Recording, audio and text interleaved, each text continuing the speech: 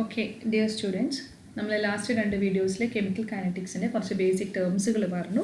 അവസാനമായിട്ട് നമ്മൾ പറഞ്ഞിട്ടുണ്ടായിരുന്നു what are the factors that influencing the rate of a reaction and 4 factors are the first one is the physical state of the reactant, second is the concentration of the reactant, third is the temperature, and fourth is the presence or absence of the catalyst.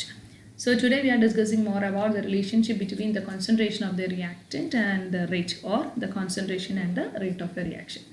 We know that as the concentration of the reactant increases means the rate of a reaction increases. Why? Just because we know that a reaction means a reactant changes into product.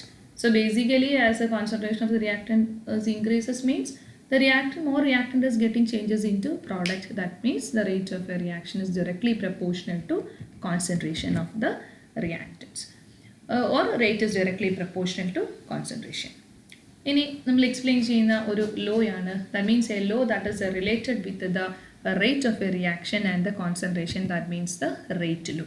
ഇവിടെ നമ്മൾ നോക്കേണ്ടത് നമ്മൾ നേരത്തെ average rate എന്നും instantaneous റേറ്റും നമ്മൾ പറഞ്ഞിട്ടുണ്ട്.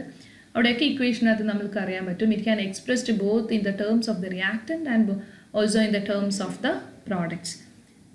നമ്മൾ റിയാക്റ്റൻസിൻ്റെ കേസിലാണ് എക്സ്പ്ലെയിൻ ചെയ്യുന്നുണ്ടെങ്കിൽ എങ്ങനെയാണ് decrease in the concentration of the reactant, പ്രോഡക്ട്സിൻ്റെ കേസിലാണെങ്കിൽ increase in the concentration of the product.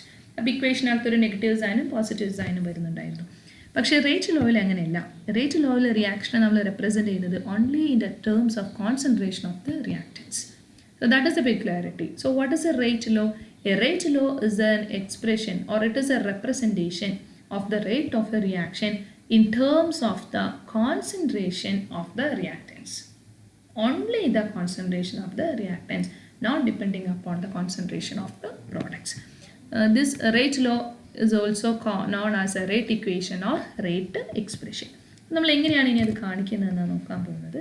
Four a reaction, consider a reaction A gives B എന്ന് വിചാരിക്കുക. ഇവിടെ ഒരു റിയാക്റ്റൻറ്റ് മാത്രമേ ഉള്ളൂ. So rate of a reaction is directly proportional to concentration of A.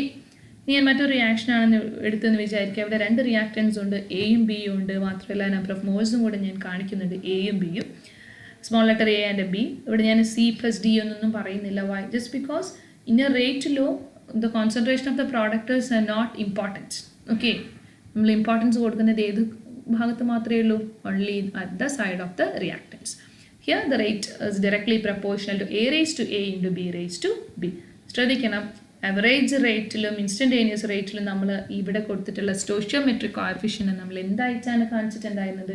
ഒരു fractional value ആയിട്ടാണ് അല്ലേ? Reactant ആകുമ്പോൾ -1/A എന്നും അത് പ്രോഡക്റ്റ് ആണെങ്കിൽ പ്ലസ് എന്നും പറഞ്ഞ് നമ്മൾ കൊടുക്കാറുണ്ടായിരുന്നു. പക്ഷേ ഇവിടെ അങ്ങനെയല്ല. എന്താ വരുന്നത്? R is directly proportional to A raised to A and B raised to B. അത് ഞാൻ ജനറലി പറയുകയാണെങ്കിൽ എങ്ങനെ പറയാം? A raised to X into B raised to Y എന്ന് എനിക്ക് പറയാം. ഞാൻ പ്രപ്പോർഷണാലിറ്റി മാറ്റിയിട്ടുണ്ടെങ്കിൽ എനിക്ക് അവിടെ പ്രപ്പോർഷണാലിറ്റി കോൺസ്റ്റൻറ്റ് കാണിക്കാം. K into A raised to X into B raised to Y, where K is the rate constant. ഇനി എടുത്തു പറയുന്ന ഒരു കാര്യമാണ് or X and Y may ആണ് ഈക്വൽ ടു എന്ന് കാണിച്ചത്. may or may not be equal to A and B. എക്സും വൈയും എല്ലാ സമയത്തും ഇക്വേഷനിൽ കാണുന്ന എയും ബിയും തന്നെ ആകാതിരിക്കാം. Equal to or not equal to A or B. അതുകൊണ്ടാണ് നമ്മൾ പറയുന്നത് x and y are experimentally determined. They are not the stoichiometric coefficients. ആകുകയും ആവാതിരിക്കുകയും ചെയ്യാം. May or may not be the stoichiometric coefficients. Okay, ഞാൻ ഇക്വേഷൻ ഒന്നുകൂടെ പറയാം. Rate is equal to R is equal to K into A raised to X into B raised to Y, where K is the rate constant of the reaction, where X എന്ന് പറയുന്നത് order of the reaction with respect to the reactant A, B എന്ന് പറയുന്നത് order of the reaction with respect to B. അങ്ങനെയാണെങ്കിൽ total X plus Y എന്ന് പറയുന്നത് എന്തായിരിക്കും? മൊത്തം റിയാക്ഷൻ്റെ എന്തായിരിക്കും? ഓർഡർ ആയിരിക്കും. X plus Y എന്ന് പറയുന്നത് order, overall reaction order or order of the reaction. അപ്പോൾ നമ്മൾ നേരത്തെ അറിയാവുന്ന കാര്യമാണ്. ഓർഡർ ഓഫ് ദ റിയാക്ഷൻ നമുക്കൊരു എക്സ്പ്ലനേഷൻ കൊടുക്കാം. Order of the reaction as defined as the sum of the, അതായത് X plus Y എന്നല്ലേ, sum of the powers of the concentration terms. കണ്ടില്ലേ, ഇവിടെ എയുടെയും ബിയുടെയും കോൺസെൻട്രേഷൻ ടേമിൻ്റെ പവറാണ്. sum of the powers of the concentration terms in a rate law അല്ലെങ്കിൽ rate expression. ഒന്നുകൂടെ അത് നന്നാക്കി പറയുകയാണെങ്കിൽ it is defined as a sum of the powers of the concentration terms raised in a rate law equation അല്ലെങ്കിൽ rate law expression. That is called the overall order of the reaction. ഇനി ഈ overall ഈ equation എനിക്ക് differential rate equation ആക്കിയിട്ടും പറയാം. നമ്മൾ നേരത്തെ പറഞ്ഞതുപോലെ തന്നെ as we explained earlier, minus dr by dt is equal to k into a raised to x into b raised to 1. Then next we are going to explain about what is k. എന്താണ് k എന്ന് വെച്ചിട്ടുണ്ടെങ്കിൽ k is a rate constant or specific reaction rate. രണ്ട് പേരുകളുണ്ട്. ഈ ഒരു ഇക്വേഷനിൽ നിന്ന് r is equal to k into a raised x into b raised to y എന്നുള്ളതിൽ k യുടെ വാല്യൂ കിട്ടണമെങ്കിൽ എന്ത് മാത്രം ചെയ്താൽ മതി? കോൺസെൻട്രേഷൻ ഓഫ് എയും കോൺസെൻട്രേഷൻ ഓഫ് ബി എയും എന്ന് വെച്ചാൽ റിയാക്റ്റൻറ്റിൻ്റെ കോൺസെൻട്രേഷൻ എത്ര റിയാക്റ്റൻസ് ഉണ്ടെങ്കിലും ആ റിയാക്റ്റൻസിൻ്റെ കോൺസെൻട്രേഷൻ ഞാൻ യൂണിറ്റി ആയിട്ട് എടുത്തിട്ടുണ്ടെങ്കിൽ എനിക്ക് പറയാൻ പറ്റും K is equal to rate എന്ന്. അവിടെ ഒരു റിയാക്റ്റൻറ്റിൻ്റെ കോൺസെൻട്രേഷൻ എന്ത് ചെയ്യുന്നില്ല, ഡിപ്പെൻഡ് ചെയ്യുന്നില്ല. അപ്പോൾ ഏത് സമയത്താണ് നമുക്ക് റേറ്റ് കോൺസ്റ്റൻറ്റ് എക്സ്പ്ലെയിൻ ചെയ്യാൻ പറ്റുക? Rate constant is equal to rate of the reaction or specific reaction rate is equal to rate of the reaction when concentration of the reactants is taken as unity. Okay, അത് രണ്ടുപേരെയും unity ആക്കിയിട്ട് എടുത്തിട്ടുണ്ടെങ്കിൽ rate is equal to rate constant. Okay, അതാണ് ഇവിടെ കൊടുത്തിട്ടുള്ളത്. Next നമ്മൾ കുറച്ച് examples പറയുന്നു. ഇവിടെ നോക്കിയേ, 2NO + O2 gives 2NO2. ഞാൻ റേറ്റ് ലോ എഴുതുന്നു. റിയാക്റ്റൻസിനെ മാത്രം നോക്കിയാൽ മതി, ആരും നോക്കേണ്ട ആവശ്യമില്ല, പ്രോഡക്ട്സിനെ നോക്കേണ്ട ആവശ്യമില്ല. ഇവിടെ ഞാൻ 2നെ ഞാൻ ഫ്രാക്ഷനാക്കി എഴുതേണ്ട ആവശ്യമില്ല. എന്തായിട്ടാണ് എഴുതേണ്ടത്? റേസ് 2 എന്നാക്കിയിട്ടാണ് ചെയ്യേണ്ടത്. R is equal to K into NO2. It's ഇവിടെ 2 ഇല്ല. Okay, it's by mistake. Okay, NO raised to 2N O raised to 1. Okay, ഒന്നുകൂടെ പറയാം. ഇവിടെ ഞാനിപ്പോൾ ഇവിടെ കേഴ്സർ കാണിക്കുന്ന ഇവിടെ O2 എന്നില്ല, NO എന്ന് മാത്രമേ ഉള്ളൂ. Okay, it's by mistake. ഇവിടെ ഓക്കെയാണ്. ഇനി നോക്കി, ഇതിൻ്റെ ഡിഫറൻഷ്യൽ റേറ്റ് ലോ നോക്കുകയാണെങ്കിൽ എന്ത് വരുന്നു? Minus dr by dt is equal to k into NO raised to 2 into O2 raised to 1. ഇവിടെ 2 എന്ന് പറയുന്നത് എന്താണ്? എക്സ് ആണ്. 1 എന്ന് പറയുന്നത് y ആണ്. ഇവിടെ എനിക്ക് പറയാൻ പറ്റും എക്സും വൈയും ഇക്വേഷനിൽ കാണിച്ചിട്ടുള്ള എയും ബിനോടും സെയിം ആണ്. പറയാൻ പറ്റില്ലേ? Here x and y are 2 and 1 which is equal to a and b. This is a and this is b. Next example, H2O2 gives H2O plus half O2. That means hydrogen peroxide. Okay. Rate നമുക്ക് എങ്ങനെ എഴുതാം? നമ്മൾ ഒരു reactant മാത്രമേ ഉള്ളൂ, പിന്നെ ആ reactant മാത്രമേ കൺസിഡർ ചെയ്യുന്നുള്ളൂ. Rate is equal to K into H2O2 raised to 1 or differential rate is equal to minus dr by dt is equal to k into H2O2 raised to 1. Here also the x is equal to e. ഇവിടെ H2O2 എന്ന് പറയുന്നത് 1 ആണ്. 1 H2O2, so H2O2 ഇവിടെയും 1 ആണ്. So here also I can say that x is equal to e.